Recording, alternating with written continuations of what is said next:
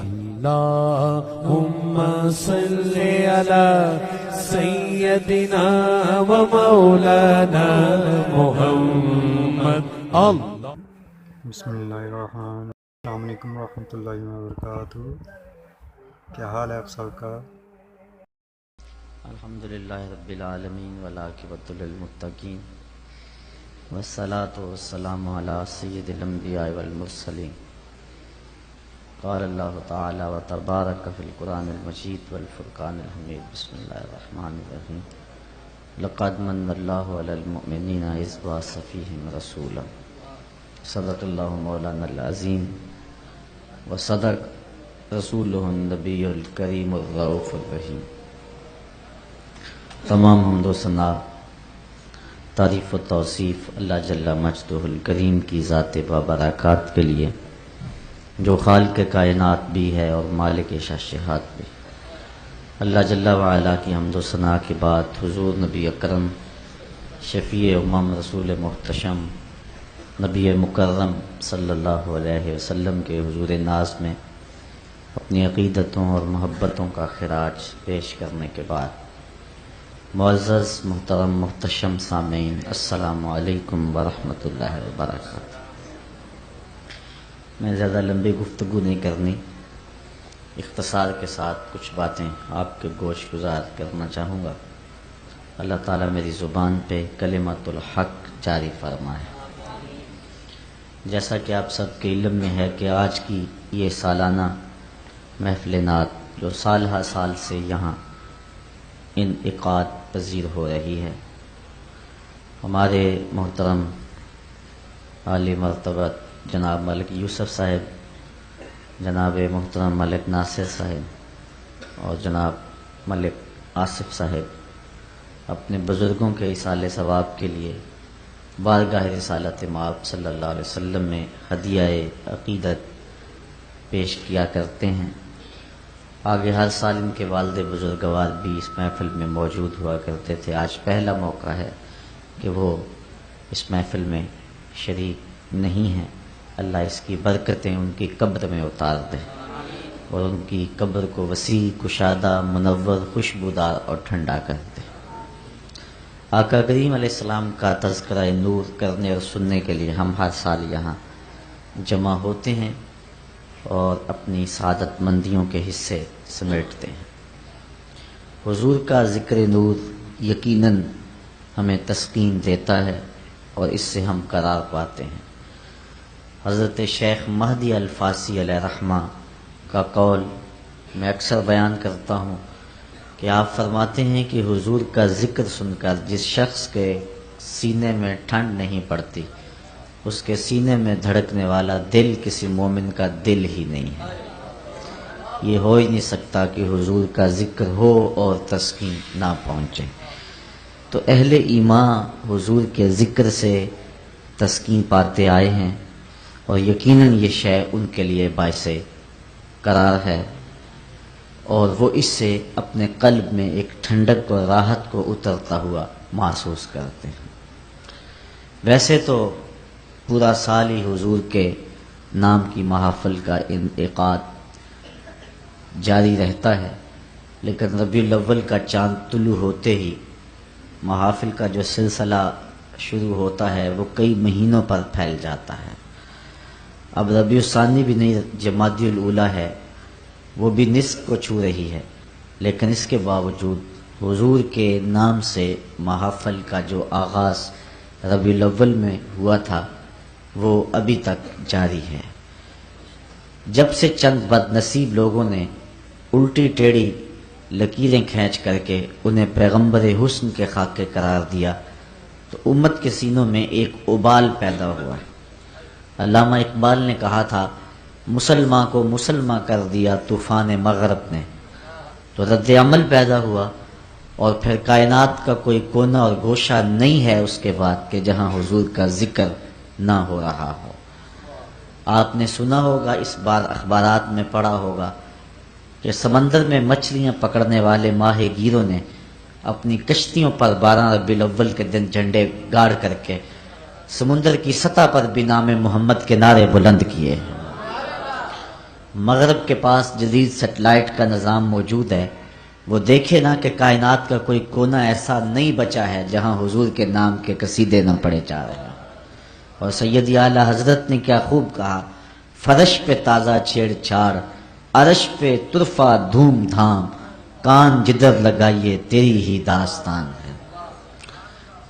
تو آج بھی ہم اسی مقصد کے لیے یہاں جمع ہوئے ہیں۔ کچھ لوگوں کو دین سمجھنے میں غلطی لگ گئی ہے، وہ سمجھتے ہیں کہ شاید نماز، روزہ، حج، زکوٰۃ اور دیگر امور شرعیہ ہی دین ہیں، اور اسی لیے وہ حضور علیہ السلام کے ذکر کی محافل کے انعقاد پر دلائل طلب کرتے ہیں۔ دلائل کی کمی نہیں ہے، ہمارے علماء دلائل کے انبار لگا دیتے ہیں، لیکن میں کہا کرتا ہوں کیا ذکر رسول کے لیے بھی کسی دلیل کی ضرورت ہے؟ کبھی ایسا ہوا ہے کہ پھولوں کا ذکر چھڑا ہو اور بلبل کہے لکھا کہاں ہے؟ کبھی ایسا ہوا ہے کہ بات شمع کی چل رہی ہو اور پروانہ دلیلیں ڈھونڈ رہا؟ اور یہ بھی ممکن نہیں ہے کہ بات سرکار مدینہ کی ہو رہی ہو اور امتی کو کسی دلیل کی ضرورت ہو۔ تو یہ دین سمجھنے میں ٹھوکر لگی۔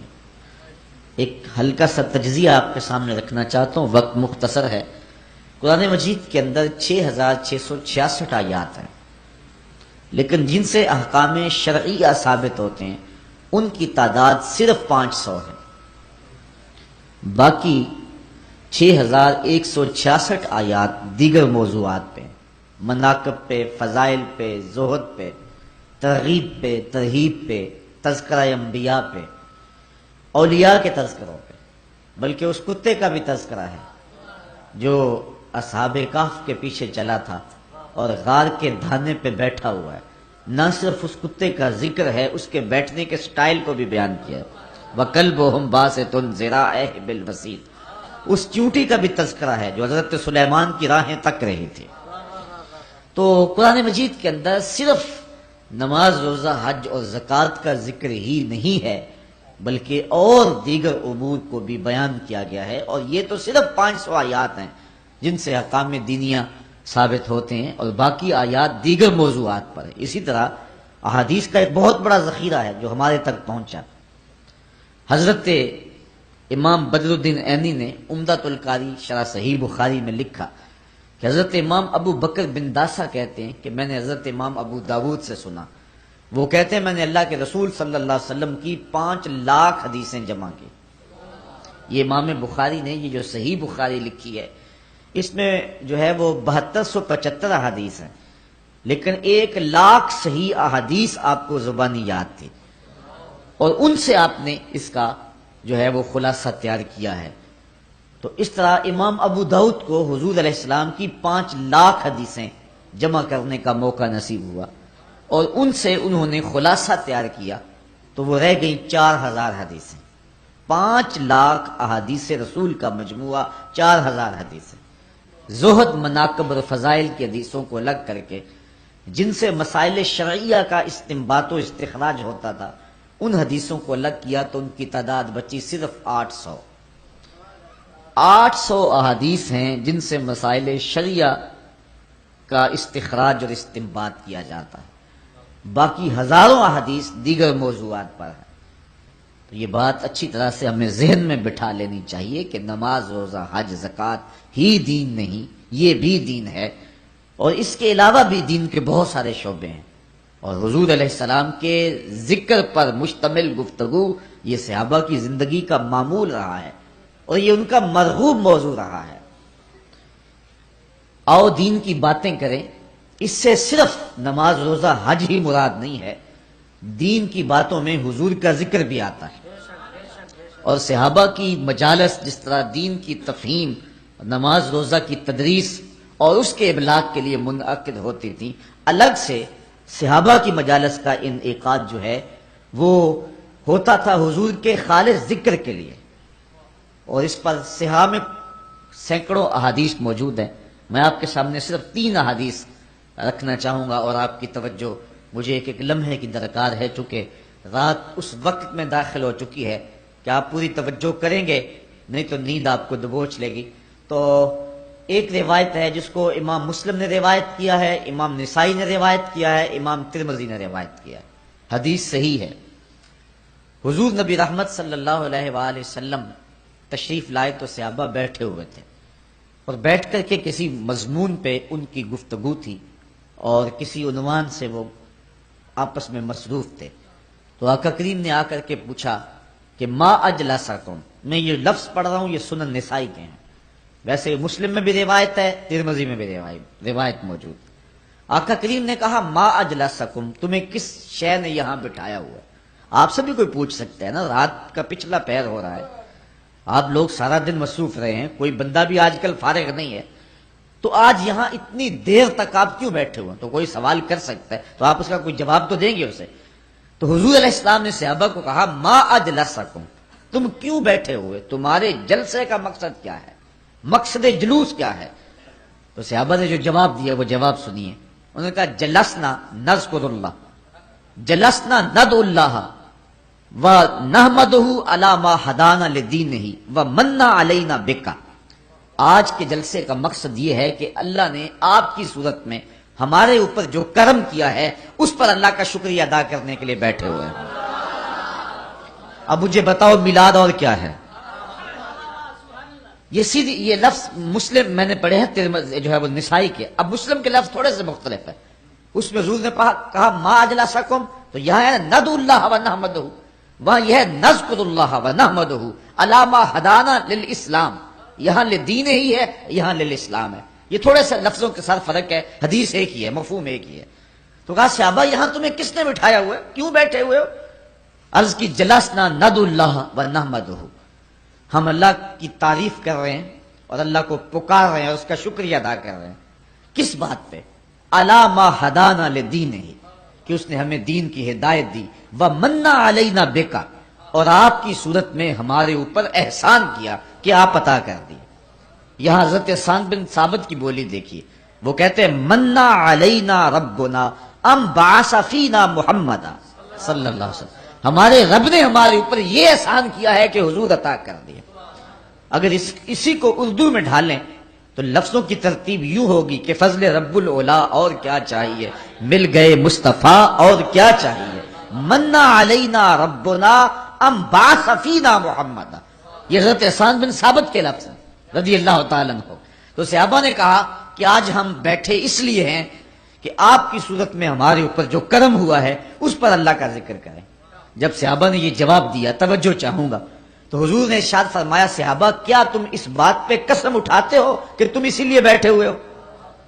صحابہ تم اس بات پہ قسم اٹھا سکتے ہو کہ اسی لیے بیٹھے ہوئے ہو؟ صحابہ نے عرض کی اللہ کی قسم ہم اسی لیے بیٹھے ہوئے ہیں، اللہ کی قسم ہم اسی لیے بیٹھے ہوئے ہیں۔ پھر فرمایا میں نے تم سے جو قسم لی ہے کسی تہمت کی وجہ سے نہیں لی، تمہارے قول کی صداقت میں مجھے کوئی شک نہیں تھا، اس شک کو دور کرنے کے لیے تم سے قسم نہیں لی، بلکہ قسم لینے کا مقصد کچھ اور تھا، اور وہ کیا؟ اتانی جبریل فاخبرنی ان اللہ یباہی بکم الملائکہ، تم تو باہر بیٹھے تھے، اندر میرے پاس جبریل آئے، انہوں نے مجھے آ کر کے کہا محبوب ذرا باہر نکل کے تو دیکھو کیا ہو رہا ہے، ان اللہ یباہی بکم الملائکہ، اے صحابہ تمہارے اس عمل پر اللہ فرشتوں میں فخر فرما رہا ہے۔ وہ کون سا عمل تھا جس پہ اللہ فخر فرما رہا ہے؟ یا رسول اللہ جلسنا نذکر اللہ ونحمدہ علی ما ہدانا للاسلام، آج ہم اس لیے بیٹھے ہیں کہ اللہ نے ہمیں ہدایت اسلام دی ہے، اس پر اللہ کا جو ہے وہ شکر ادا کر رہے ہیں اور اس کا ذکر کر رہے ہیں، وَمَنَّ عَلَيْنَا بِكَ، اور آپ کی صورت میں ہمارے اوپر جو کرم ہوا ہے اس پر اللہ کا شکر ادا کر رہے ہیں۔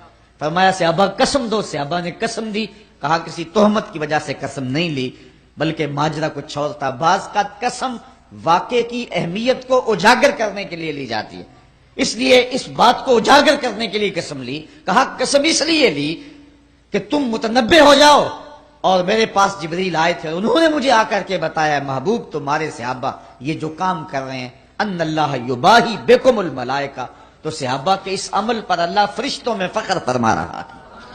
تو یہ وہ عمل ہے جس پر اللہ تعالیٰ فخر فرماتا ہے، اور یہ حضور کی صورت میں یہ بات کہی جاتی ہے جی حضور آ گئے، کرم ہو گیا، اب بار بار اس کے تذکرے سے کیا فائدہ؟ ٹھیک ہے نماز پڑھو، روزے رکھو، دین پہ عمل کرو، ساری ساری رات نعت خوانی کرتے رہنا اور ساری ساری رات اسی بات کا تذکرہ کرنا کہ حضور آگے، حضور آگے، ٹھیک ہے جی آگے، اس پر کیا تبصرے کی ضرورت ہے؟ یہ صحابہ سے پوچھئے وہ کیوں بیٹھے ہوئے تھے؟ اس لیے حضور مل گئے ہیں اور حضور کے حکم بھی سامنے ہیں، مسجد نبوی بھی ہے، نوافل پڑھ سکتے تھے صحابہ اور پڑھا کرتے تھے، مصحف موجود تھا ان کے پاس، تلاوت کر سکتے تھے، لیکن وہ کیوں بیٹھے ہوئے تھے؟ صحابہ سے پوچھا گیا باقاعدہ اور اس پر قسم لی گئی کہ بتاؤ کیوں بیٹھے ہوئے؟ انہوں نے کہا ہم بیٹھے اس لیے ہیں کہ وَمَنَّ عَلَيْنَا بِكَ، اللہ نے آپ کی صورت میں ہمارے اوپر جو کرم کیا ہے ہم بار بار اسی کا ذکر کرتے چلے جا رہے ہیں۔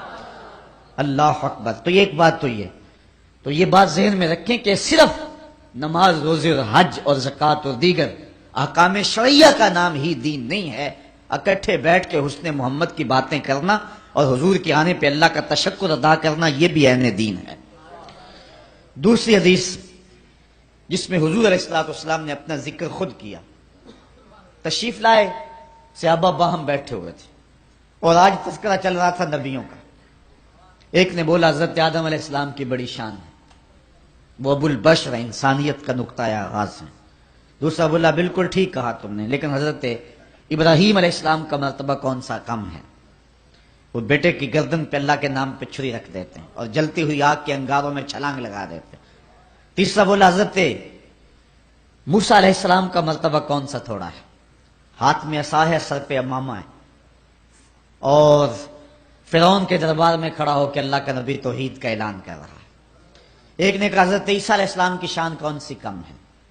یہ گفتگو کر رہے تھے، آگے تذکرہ تو آنا ہی حضور کا تھا، لیکن حضور خود تشریف لے آئے، جس کا تذکرہ ہونا تھا وہ خود ہی آ گیا۔ آقا کریم فرمایا صحابہ کیا گفتگو کر رہے تھے؟ بلا جھجک کہا ہم نبیوں کا تذکرہ کر رہے ہیں۔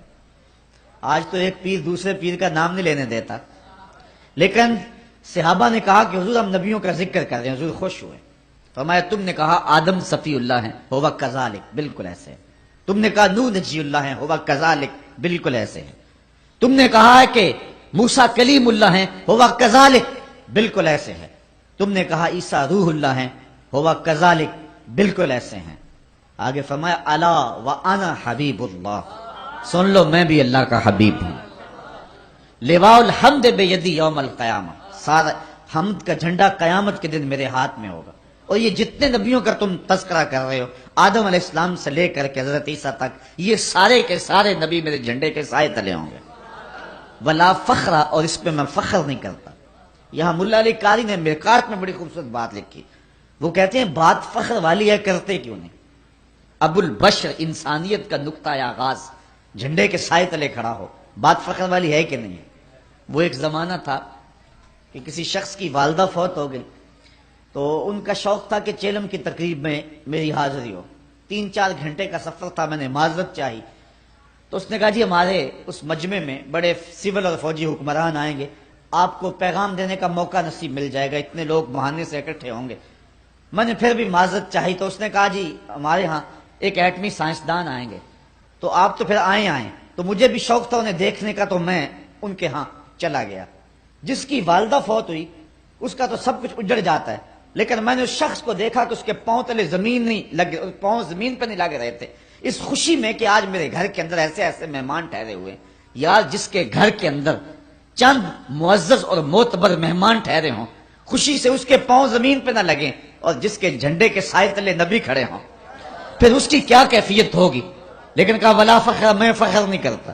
ملا علی قاری بولے ابو البشر انسانیت کا نقطہ آغاز، جھنڈے کے سائے تلے، لیکن ہے ولا فخر، میں نہیں فخر کرتا۔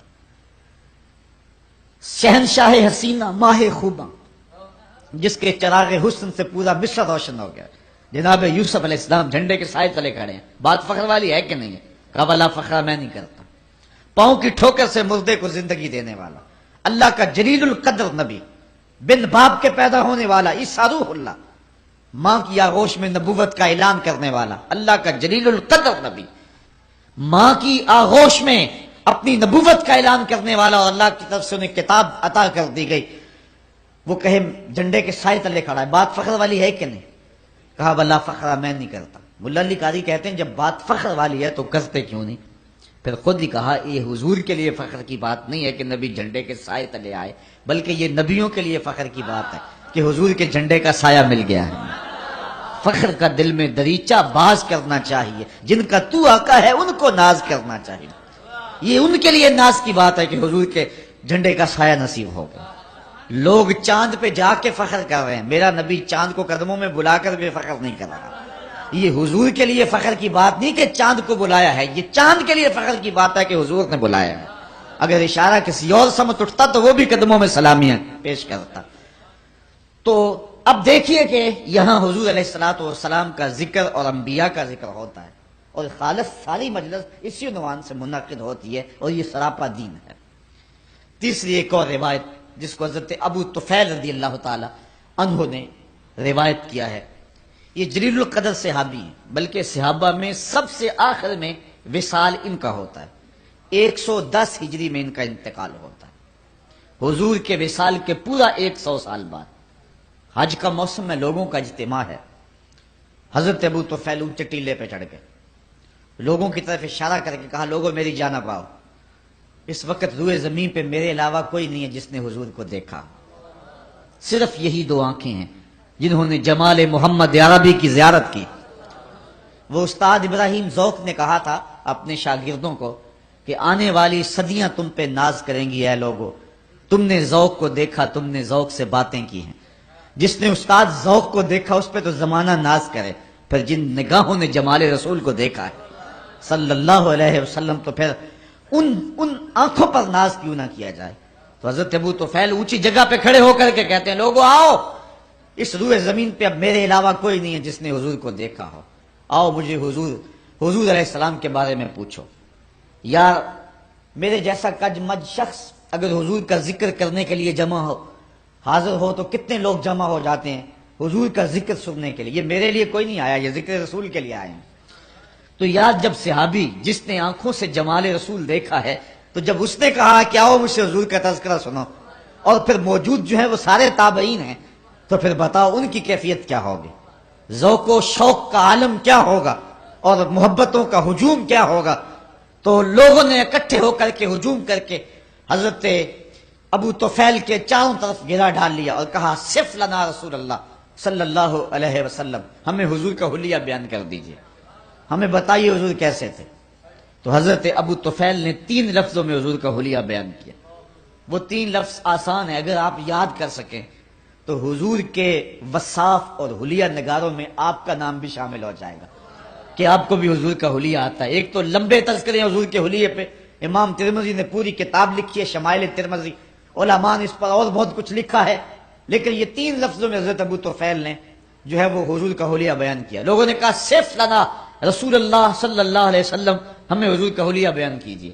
تو حضرت ابو طفیل نے کہا کان رسول اللہ صلی اللہ علیہ وسلم ابیض ملیحا مکسدا۔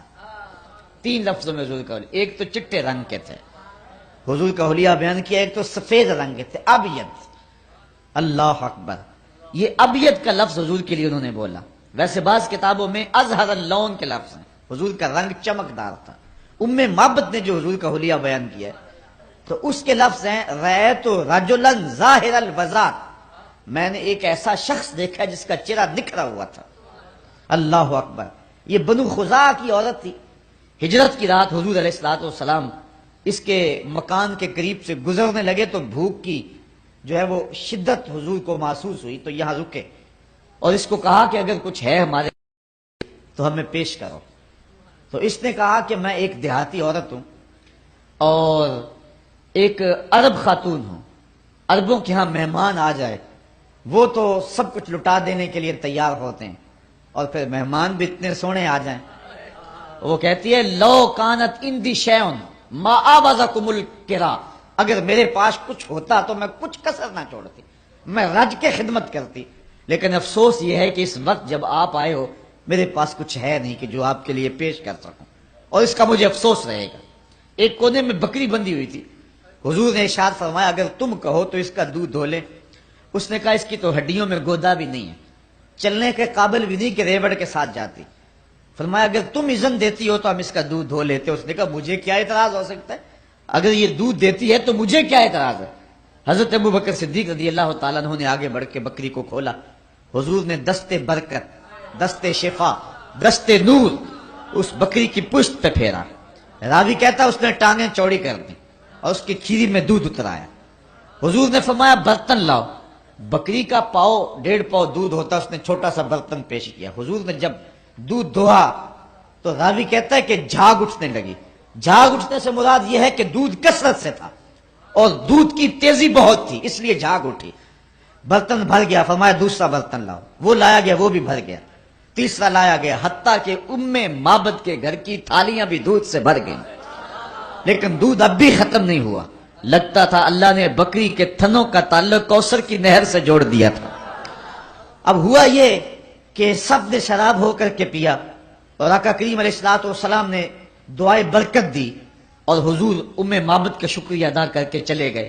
اس جلدی میں اور اس منظر کو دیکھ کر کے ام معبد کی جو حالت تھی خوشی کی اور مسرتوں کی تھی، اس کو یہ بھی یاد نہ رہا کہ پوچھ لوں کہ آپ کون ہیں اور کہاں سے آئے ہیں، کبھی پھر بھی آؤ گے میں مہمان نوازی کے لیے کچھ تیار کر کے رکھوں گی۔ ام معبد کو کچھ پوچھنا یاد نہ رہا۔ شام کو ابو معبد جب گھر آیا بکریوں کا ریوڑ لے کر کے تو اس نے کچی کلی پہ نور برستے دیکھا اور پوچھتا ہے آج کیا ماجرا ہے؟ ایک بار وہ جدھر سے گزرے ہیں نصیر، 1000 بار ادھر سے بہار گزری ہے۔ کہا آج کیا ماجرا ہے، ہماری کچی کلی پہ یہ نور کیسا ہے؟ تو ام معبد نے حضور کا نام تو نہیں پوچھ سکی تھی، لیکن اپنے طور پہ اس نے حضور کا نام رکھ لیا۔ اس نے کہا ہمارے گھر میں آج دوپہر کو مبارک آیا تھا، اپنے طور پہ نام رکھا مبارک۔ ابو معبد پوچھتا ہے بتا مبارک کیسا تھا؟ ام معبد تصف رسول اللہ صلی اللہ علیہ وسلم، پھر ام معبد حضور کا حلیہ بیان کرتی ہے۔ بچپن میں ایک کتاب نظر سے گزری تھی، علموا اولادکم محبت رسول اللہ صلی اللہ علیہ وسلم۔ ڈاکٹر عبدو یمانی ایک عرب رائٹر ہے، ان کی کتاب ہے۔ تو میرا خیال ہے مجھے یاد پڑ رہا ہے کہ میں نے عربی میں پہلی کتاب یہی پڑھی تھی، تو اس میں ام معبد کا جو ذکر کیا ہے نا، تو اس نے اس کا جو عنوان قائم کیا ہے، ام معبد کی حدیث کا جو عنوان قائم کیا ہے، وہ میری زبان سے نکلا تو مجھے پرانا دور یاد آ گیا۔ یہی اس نے عنوان مقرر کیا، ام معبد تصف رسول اللہ صلی اللہ علیہ وسلم۔ اتنا خوبصورت عنوان اس نے رکھا ہے۔ وہ جو ہیڈنگ دیا اس نے وہ یہ ہے، ام معبد تصف رسول اللہ۔ وہ کہتا ہے ام معبد حضور کا حلیہ بیان کرتی ہے۔ اب اس کے نیچے ساری حدیث بیان کی ہے۔ تو ام معبد نے کہا کہ اے میرے شوہر میں کیا بتاؤں وہ مبارک کیسا تھا۔ رأیت رجلا ظاہر الوضاحت، میں نے ایسا شخص دیکھا کہ جو بالکل چمکدار چہرے والا تھا، وسیمن کسیمن، خوبصورت تھا، خوبرو تھا، وفی عینہ داجن، اس کی آنکھوں میں جو ہے وہ سیاہی تھی۔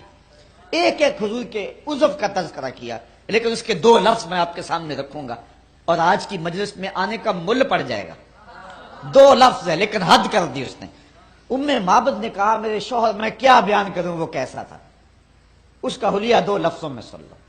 کہتی ہے ام معبد اپنے شوہر کو، کہتی ہے ابہ الناس احسنہ من بعید واجملہ من قریب۔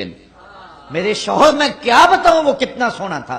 وہ اتنا سونا تھا جب دور سے آتا تھا تو سونا لگتا تھا، جب نیڑے آ گیا تو اور سونا لگتا تھا۔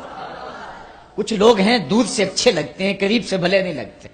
اور اس میں اس نے صرف حضور کا حلیہ بیان نہیں کیا، حضور کی سیرت بھی بیان کی۔ بہت کچھ لوگ دور سے اچھے لگتے ہیں، رشتہ داری کر کے دیکھو تو پتہ چلتا ہے کیا۔ دور سے بھلے لگتے ہیں، قریب آئیں تو کچھ اور ہوتا ہے۔ وہ کیا کسی نے کہا تھا اس کے لہجے میں یوں تو برف تھی لیکن جو چھو کے دیکھا تو ہاتھ جل گئے۔ دور سے بھلے اور قریب آئیں تو کان پھٹتے ہیں اور دور سے ڈھول سہانے دکھائی دیتے ہیں۔ کچھ لوگ دور سے سونے لگتے ہیں، کچھ قریب سے سونے لگتے ہیں، اور کچھ نہ دور سے سونے لگتے ہیں نہ قریب سے سونے۔ اس نے کہا لیکن یہ ایسا تھا کہ دور تھا تو سونا لگتا تھا، قریب آیا تو اور سونا لگتا تھا۔ اللہ اکبر، حد کر دی ام معبد نے۔ اچھا، ابو معبد روزانہ شام کو جب بکریوں کا ریوڑ لے کر کے آتا ہے اور ام معبد کھانا لے کر کے آتی ہے اپنے شوہر کے لیے، تو ام معبد جب کھانا پیش کرنے لگتی ہے تو ابو معبد کہتا ہے کھانا رہنے دو، کھانا بعد میں کھائیں گے، پہلے مبارک کی باتیں تو سناؤ۔ روزانہ ان کے گھر میں مبارک کی باتیں ہوتی ہیں۔ اگر اس کو میں سادے لہجے میں کہہ دوں، شاہ صاحب کے کہہ رہے تھے سادہ معجزہ، سادے لہجے میں کہوں یا سنی لہجے میں کہہ دوں تو روزانہ ان کے گھر میں محفل میلاد ہوتی ہے، کیونکہ حسن محمد کے قصیدے پڑھنا ہی تو محفل میلاد ہے نا۔ اللہ اکبر۔ تو ابو معبد جب آتا ہے شام کو ریوڑ لے کر کے، ام معبد بکریاں لے کر کے آتی، وہ روٹی لے کر کے آتی ہے، کھانا لے کر کے آتی ہے، ابو معبد کہتا ہے کھانا بعد میں کھائیں گے، پہلے مبارک کی باتیں سنا۔ روزانہ ان کے گھر میں مبارک کا ذکر چلتا ہے۔ کبھی کبھی وہ بچہ بھی بولتا امی مبارک نے یوں ہاتھ رکھا تھا اور اس طرح بکری نے ٹانگیں چوڑی کر دی تھی۔ ابو معبد کہتا ہے کبھی مبارک پھر پلٹ کے آیا، میں اب بکریاں دور نہیں لے کے جایا کروں گا، ان آس پاس پہاڑوں میں رہوں گا، جب بھی کبھی مبارک آئے تو بچے کو دوڑا دینا، دیر نہ کرنا، میں بھی مبارک سے ملنا چاہوں گا۔ اچھا، ابو معبد بکریاں لے کے گیا ہوا ہے، ام معبد گھر کا سودا سلف لینے کے لیے قریبی بستی میں گئی، سودا نہیں ملا، چلتے چلتے آگے چلی، چلتے چلتے مدینہ منورہ پہنچ گئے۔ بازار میں سودا خرید رہی تھی کہ حضرت ابو بکر صدیق گزرے رضی اللہ تعالی عنہ۔ ام معبد نے تو نہیں دیکھا لیکن بچے نے دیکھ لیا۔ اب بچے نے جو کہا وہ لفظ سنیے، میں وہ سارے لفظ آپ کے سامنے رکھوں گا، گو اس کا ترجمہ نہ بھی کروں تو پھر بھی آپ لفظوں کے اندر جو ہے وہ خوشی کا اظہار ہے اور جو کیفیت ہے لفظوں کی، اس سے پتہ آپ لگائیں گے کہ کتنی خوشی کا عالم تھا۔ وہ بچہ خوشی سے اچھلا اور کہنے لگا یا اماں ہو حاضر رجل الذی کانا مال مبارک، امی یہ وہ بندہ جا رہا جو اس دن مبارک کے ساتھ تھا۔ ام معبد نے سودا چھوڑا اور حضرت ابو بکر صدیق کے پیچھے، اور پوچھتے ہیں تم تو مل گئے ہو، مبارک کدھر ہے؟ حضرت ابو بکر صدیق حیران ہو گئے، یہ کس مبارک کا پتہ پوچھ رہے ہیں، نام تو خود ہی رکھا ہوا تھا۔ تو کہا وہی جس نے بکری کی پشت پہ ہاتھ پھیرا تھا، آپ سمجھ گئے یہ تو وہ راستے والی خاتون ہے۔ کہا آؤ تمہیں مبارک کے ڈیرے پہ لے چلو۔ حضور صحن مسجد نبوی میں تھے تو ام معبد اور اس کے بچے کو جناب سیدنا صدیق اکبر رضی اللہ تعالی عنہ لے گئے۔ جب حضور کو دیکھا تو ام معبد جو ہے وہ اس کا بچہ پکار اٹھا، امی وہ دیکھو مبارک بیٹھا ہوا۔ حضور کی خدمت میں حاضر ہوئے، آقا نے دین اسلام پیش کیا، انہوں نے قبول کیا۔ واپس پلٹے شام کو ابو معبد جب بکریاں لے کر کے گھر آیا تو اس نے کچی کلی پہ پھر انوار دیکھے، ان کی آنکھوں میں پھر چمک دیکھی۔ پوچھتا ہے آج تم نے بلایا کیوں نہیں، مبارک پھر آیا تھا؟ انہوں نے کہا مبارک تو نہیں آیا لیکن ہم اس سے مل رہے ہیں، ہم اس کی زیارت کر رہے ہیں۔ کہا کون ہے اور کہاں رہتا ہے؟ کہا جسے دنیا محمد کہتی ہے وہی تو مبارک ہے۔ اللہ اکبر۔ سیرت نگار لکھتے ہیں یہ بکری عام رمادہ تک حضرت ام معبد کے پاس موجود رہی۔ یہ حضرت عمر فاروق کے دور کے اندر قحط کا ایک سال آیا تھا، جبکہ سبزے خشک ہو گئے تھے اور کہیں سے نہ پانی ملتا تھا نہ سبزہ ملتا تھا، لیکن جس کو دودھ کی ضرورت ہوتی اب معبد کے ڈیرے سے مل جاتا تھا۔ عام رمادہ تک راوی کہتا ہے ہمیں پتہ ہے کہ اس وقت تک تو بکری ام معبد کے پاس موجود تھی، کیونکہ پورے علاقے سے کہیں سے دودھ ملے نہ ملے ام معبد کے ڈیرے سے اس بکری کا دودھ ضرور ملتا تھا، اس لیے اس دور تک بھی وہ بکری زندہ رہی اور برابر دودھ دیتی رہی۔ بعد میں کتنی دیر تک زندہ رہی سیرت نگار اس پہ خاموش ہے۔ تو ام معبد نے جو رول کہولیہ یہاں بیان کیا تو وہ کہتی ہیں رأیت رجلا ظاہر الوضاء، میں نے ایک ایسا شخص دیکھا جس کا چہرہ چمک رہا ہے۔ تو حضرت ابو طفیل نے کہا کان رسول اللہ صلی اللہ علیہ وسلم ابیض، حضور چٹے رنگ کے تھے۔ ویسے حضور کے دادا محترم نے حضور کا عرفی نام بھی یہی رکھا ہوا تھا، دادے پوتوں کا نام رکھ لیتے نا، تو حضور کا عرفی نام حضرت عبد المطلب نے یہی رکھا تھا۔ جب لاڈ سے پکارتے کہتے یا ابیض، اے گورے رنگ والے، اور بلکہ حضور کے چچا جناب ابو طالب کا جو قصیدہ ہے اس میں یہی لفظ ہے وَأَبْيَضُ يُسْتَسْقَى الْغَمَامُ بِوَجْهِهِ سَمَالُ الْيَتَامَى عِصْمَةٌ لِلْأَرَامِلِ، یہ میری گوری رنگت والا بھتیجا جس کے چہرے کو دیکھ کے بادل امٹ کے آ جاتے، جو یتیموں کا سہارا ہے اور بیواؤں کا آسرا ہے۔ کہ ایک تو حضور چٹے رنگ کے تھے، دوسرا فرمایا ملیحن، نمکین حسن رکھتے تھے، ملاحت تھی حسن میں، صباحت بھی حسن کا جمال ہے اور حسن کی کشش صباحت میں بھی بہت ہے، لیکن جو مزہ ملاحت میں ہے، حسن نمکین میں ہے، وہ حسن صبی میں نہیں ہے۔ حضور نے فرمایا انا املہ و اخی یوسف اصبح، میں نمکین حسن والا ہوں اور میرا بھائی یوسف میٹھے حسن والا تھا۔ وہاں زنان مصر نے انگلیاں کاٹ دی اور سیدہ عائشہ کہتی ہیں لوامی زلیخاں لو راینا جبی نہ ہو، زلیخا کو ملامت کرنے والی اگر میرے محبوب کی پیشانی دیکھ لیتی تو وہ اپنے دل کاٹ لیتی. اور سید اعلی حضرت کا یہاں انداز دیکھیے. تضاد کا شعر ہے. شاہ صاحب سے موجودگی سے میں فائدہ حاصل کروں. میں نے ولی دکنی سے لے کر کے غالب اقبال تک تقریباً تمام شعرائے جو ہے وہ ادب کو اردو کو پڑھا ہوا ہے. کسی زمانے میں ایک شوق ہوا جب کہ ہم جو ہے وہ فاضل اردو کرنے لگے تو ایسا شوق چڑھا کہ سارے جتنے بھی شعراء تھے ان کو پڑھ ڈالا. تو میں نے یہ کئی ایسی مجالس میں دعویٰ کیا ہے جہاں شعراء بھی موجود تھے کہ ولی دکنی سے لے کر کے اقبال غالب تک تضاد کا کوئی شعر اعلی حضرت کے شعر کا جوڑ نہیں ہے. تضاد یہ ہے کہ شاعر ایک مصرے میں ایک بات کہے دوسرے مصرے میں اس کا تضاد لائے. کسی شعر میں ایک تضاد ہوتا ہے, کسی میں 2, کسی میں 3, کسی میں 4, اور یہاں دیکھیں 6 تضاد ہیں. حسن یوسف پہ کٹی مصر میں انگشت زنا. اب تضاد دیکھیے. سر کٹاتے ہیں تیرے نام پہ مردان عرب. ادھر عورتیں ہیں ادھر مرد ہیں. وہ عورتیں بھی مصر کی, یہ مرد بھی عرب کے.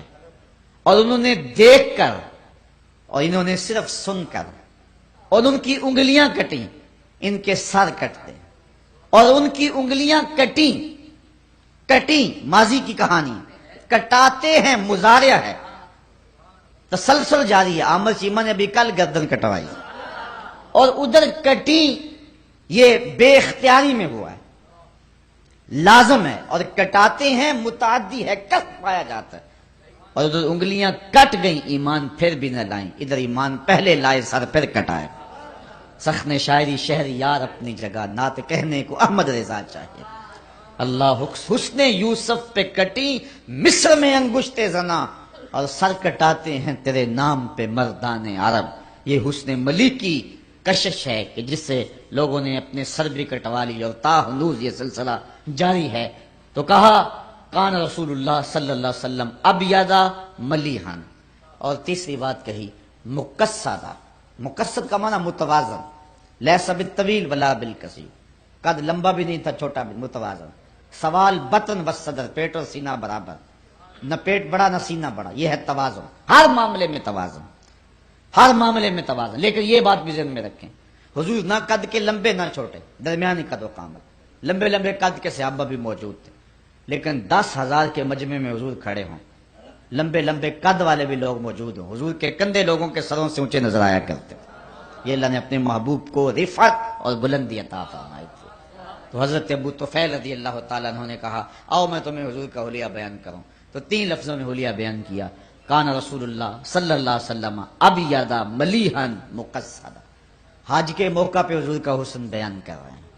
تو حج کا موسم ہو یا عمرے کا موسم ہو, تو حج پہ جائیں یا عمرے پہ جائیں, اور موقع ملے تو محفل میلاد کر لیں, تو یہ حضرت ابو طفیل کی سنت قرار پائے گی. اور انہوں نے حج کے موقع پہ لوگوں کو بلا کر کے, حالانکہ حج کے موقع پہ مسائل حج بتانے چاہیے کہ حج کے مسائل کیا ہو, مجھ سے سنو, لیکن کہا سے آپ پوچھنے والوں نے بھی پوچھا اور بتانے والے نے بھی بتایا. کہا حج کے مسائل تو آتے ہیں, یہ بتاؤ کہ حضور کا حلیہ کیسا تھا.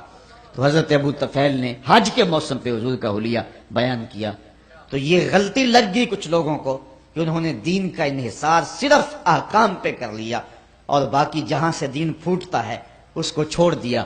اقبال نے تو یہاں تک کہا بمصطفیٰ برساں خیشرا کہ دی ہما اوست, اگر باؤ نہ رسیدی تمام بولا بیست. کہتا ہے مجھ سے اگر دین پوچھنا چاہے دین کیا ہے تو اپنے آپ کو کھینچ کے حضور کے قدموں تک لیا, سارا دین نام اسی کا ہے. اور اگر حضور تک نہیں پہنچا ہے تو کلمہ پڑھ کے بھی تو ابو لہب کا ابو لہب ہے, چونکہ حضور کے قدموں تک پہنچنا ہی تو دین ہے. اور اعلیٰ حضرت فرماتے ہیں بخدا خدا کا یہی ہے در, نہیں اور کوئی مفر مکر, جو وہاں ہو یہیں آ کے ہو, جو یہاں نہیں وہ وہاں نہیں. اللہ اکبر. یہاں قرآن مجید کا ایک اسلوب دیکھیے. بات لمبی ہو رہی ہے, میں نے کہا تھا لمبی نہیں ہوگی لیکن ہو گئی, صرف اسی بات کو عرض کر کے اجازت. وَإِذَا سَأَلَكَ عِبَادِي أَنِّي فَإِنِّي قَرِيبٌ. توجہ اس پہ تھوڑی سی ہوگی تو بڑا لطف دیں گے یہ لفظ. کہا اے حبیب میرے بندے تیرے پاس آ کے جب میرا پوچھتے ہیں, بندے میرے ہیں آتے تیرے پاس ہیں, پوچھتے پھر میرا ہے. بندے میرے ہیں آتے تیرے پاس ہیں اور پتہ پھر میرا پوچھتے. فَإِنِّي قَرِيب. علماء کہتے ہیں فا تاکیبیہ کے بعد کل مقدر ہے, اے فَقُلْ إِنِّي قَرِيب. آنے والوں کو کہہ دیجئے میں دور نہیں ہوں، مل جاؤں گا، قریب ہے۔ میرے بندے مجھے ڈھونڈتے ڈھونڈتے محبوب جب تیرے تک آئیں اور تیرے سے آ کے میرا پوچھیں تو ان کو کہہ دیجئے، بتلا دیجئے، تسلی دے دیجئے، تمہاری طلب رائے گا نہیں جائے گی، میں مل جاؤں گا۔ یہ ہے کل کے مقدر ماننے سے اس کا ترجمہ اور اس کا مفہوم جو کہ علماء کرتے ہیں۔ لیکن حضرات صوفیہ کہتے ہیں کل کو مقدر ماننے کی ضرورت ہی کیا ہے؟ بات ہے ہی سیدھی، حبیب میرے بندے مجھے ڈھونڈتے ڈھونڈتے جب تیرے تک آ گئے، فإنی قریب، میں پھر بھی کوئی دور ہوں؟ میرے بندے مجھے ڈھونڈتے ڈھونڈتے جب تیرے تک جو آ گئے تو محبوب جو تیرے تک آ گئے وہ میرے تک آ گئے۔ تیرے تک پہنچنا ہی تو میرے تک پہنچنا ہے۔ بخدا خدا کا یہی ہے در، نہیں اور کوئی مفر مکر، جو وہاں ہو یہیں آ کے ہو۔ یہ تو حیرت ہے کہ تیرے پاس آ کے پھر بھی میرا پوچھ رہے ہیں۔ محبوب تیرے پاس آگے تو گویا میرے پاس آگے، تیرے تک پہنچنا ہی میرے تک پہنچنا ہے۔ اور اقبال کہتا ہے خضر بتلائے تو کیوں کر بتلائے، اگر ماہی پوچھے کہ دریا کہاں ہے، وہ چھلانگ لگا کے ہوتے کھا کے پھر سر نکال کے کہے مجھے دریا کا پتہ تو بتاؤ، میں دریا میں جانا ہے۔ کہا محبوب یہ کیا ہے کہ تیرے پاس آ کے پھر بھی میرا پوچھ رہے ہیں؟ محبوب جو تیرے تک آگے ہیں وہ میرے تک آگے ہیں۔ اور اقبال نے اسی پیرائے کو اپنے انداز میں کہا بمصطفیٰ برساں خیش را کے دی ہم آؤز، اگر باؤ نہ رسیدی تمام بولا بیز۔ اور شیخ مجدد کا یہاں انداز دیکھیے، من خدا را ازاں پرستم کہ او رب محمد ہے، من خدا را ازاں پرستم کہ او رب محمد ہے۔ کہا لوگو تم بھی خدا کو مانتے ہو اور میں بھی مانتا ہوں، تم شاید اس لیے مانتے ہو تمہیں آسمان سے دلیل ملی ہو، تم اس لیے مانتے ہو کہ تم نے چاند ستاروں کو دیکھا پھر اسے مان لیا، لیکن میں تو خدا کو محمد کو دیکھ کے مان رہا ہوں۔ بخدا خدا کا یہی ہے در، نہیں اور کوئی مفر مکر۔ اللہ اکبر۔ اعلیٰ حضرت فرماتے ہیں فیض پہنچا ہے رضا احمد پاک کا، ورنہ ہم کیا جانتے خدا کون ہے۔ تو حضور علیہ السلام کا تذکرہ نور اللہ ہماری مغفرت کا سامان بنائے، ہمارے عقیدے کی پختگی اور ذوق کی فراوانی کا سبب بنائے سے، اور ہمارے محترم ملک صاحبان جو کہ ہر سال اپنے آقا و مولا کے حضور اپنی محبتوں اور عقیدتوں کا اظہار بصورت محفل نعت میلاد النبی صلی اللہ علیہ وسلم کرتے ہیں، اللہ ان کے رزق میں، کاروبار میں، دین دنیا آخرت معاش اور معاشرت کے اندر حسن و جمال پیدا کر دے۔ بالخصوص آج کی مجلس میں باقی دعاؤں کے ساتھ ساتھ ان کے والد بزرگوار کے لیے بالخصوص دعا ہے، اللہ انہیں آخرت کے گھر کی بہتریاں اور جمال درست بہتر اور حسن اور جمال نصیب فرما دے، اور ان کی قبر کو ٹھنڈا وسیع کشادہ منور اور خوشبودار کر دعا کر۔ الحمدللہ رب العالمین والصلاة والسلام علی سید الانبیاء والمرسلین، اللہم انی اسألک العفو والعافیت والمعافات الدائمۃ فی الدین والدنیا والآخرہ۔ اے اللہ اٹھے ہوئے ہاتھ پھیلی ہوئی جھولیاں اپنی رحمتوں سے بھر دے، ہم جئیں تو وہ بھی تیرے لیے، مریں تو وہ بھی تیرے لیے، اور زندگی کی آخری سانس تک تیرے رسول کے وفادار رہیں، ہر علت ہر قلت ہر ذلت سے رہائی دے دے، اپنے پاک نبی کے در کی گدائی دے۔ اے اللہ جتنے لوگ یہاں بیٹھے ہیں اٹھنے سے قبل من روشن کر دے، گھروں میں پہنچنے سے قبل اس محفل کی برکتیں سب کے گھروں تک پہنچا دے، روح کو پاکیزگی، خیالوں کو نور عطا کر دے۔ اے اللہ میرے پاکستان کی حفاظت فرما، میرے ملک میں امن کے سویرے طلوع کر دے، یہاں دہشت گردی کے سلگتے علاؤ ٹھنڈے کر دے، امن کی بہاریں پیدا فرما دے، اس مجلس نور کا ایک ایک لمحہ ایک ایک ساتھ قبول فرما، آنے والوں کو قدم قدم پہ برکتیں نازل کر دے۔ اے اللہ ہمارے منتظمین محفل کو اس کی تمام تر برکتیں عطا فرما، ان کے والد بزرگوار اور ان کے خاندان کے دیگر فوت شدگان کی مغفرت فرما دے، اللہ ان کی اخروی زندگی نور کر دے، ان کے برزخی قوائف اپنے کرم سے درست فرما دے، ان کی قبور کو وسیع کشادہ منور خوشبودار اور ٹھنڈا کر دے۔ بیرون ملک جو ہمارے بھائی ہیں اللہ انہیں خیریت سے وہاں رہنا اور خیریت سے اپنے وطن آنا نصیب فرمانا، اور اے اللہ اپنے خاص کرم کا حصہ ہمارے محترم ملک صاحب کو اور ان کے دیگر خاندان کو نصیب فرمانا، اور اس جگہ کو جلد تکمیل کے مراحل سے تعمیر کے مراحل سے گزار کے تکمیل کی منزل تک پہنچا دے، اور ان کے لیے رزق حلال اور رزق وسیع کے سامان پیدا مزید فرما دے۔ جتنے لوگ آئے ہیں اللہ سب کے حال پہ رحم فرما، جو دعائیں زبانوں پہ آئیں قبول فرما، جو نہا خانہ قلوب میں ہیں اور نو کے زبان پہ نہیں آ سکی، ان دعاؤں کو بھی مستجاب فرما لے۔ صلی اللہ تعالی علی النبی الامین وآلہ وصحبہ اجمعین برحمتک یا ارحم الراحمین۔